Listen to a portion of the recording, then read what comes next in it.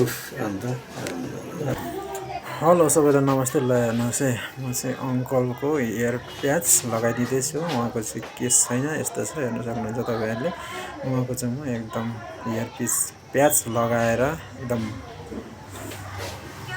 25 को जस्तो बनाइदिँदैछु। हेर्नु सक्नुहुन्छ उहाँको चाहिँ इयर प्याच हेर्नुहोस्, बलियो हुन्छ, तान्दा पनि आउँदैन।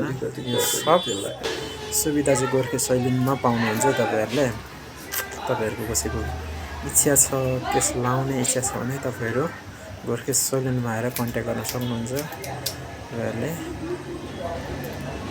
चाहिँ म चाहिँ इयर प्याच लगाएर पनि अब हल्का लामो हुन्छ केस, यसलाई हल्का सेटिङ गरेर एकदम सुहाउँदिलो फेस अनुसारको सुहाउँदिलो फेसमा मिल्ने बनाइदिँदैछु। हेर्नुहोस् त उहाँको चाहिँ अहिले हेर्नुहोस् है, अघि कस्तो हुनुहुन्थ्यो, अहिले कस्तो हुनुभयो हेर्नुहोस् है।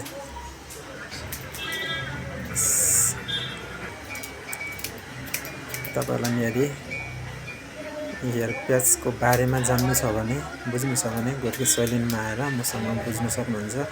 यदि इच्छा छ भने लाउन सक्नुहुन्छ तपाईँहरूले। ल हेर्नुहोस्, पछि अब लगाइसक्यो, यो बलियो हुन्छ। तपाईँहरूले यो चाहिँ अब सेकेन्ड टाइमदेखि घरमै आफैले लगाउनु पनि सक्नुहुन्छ।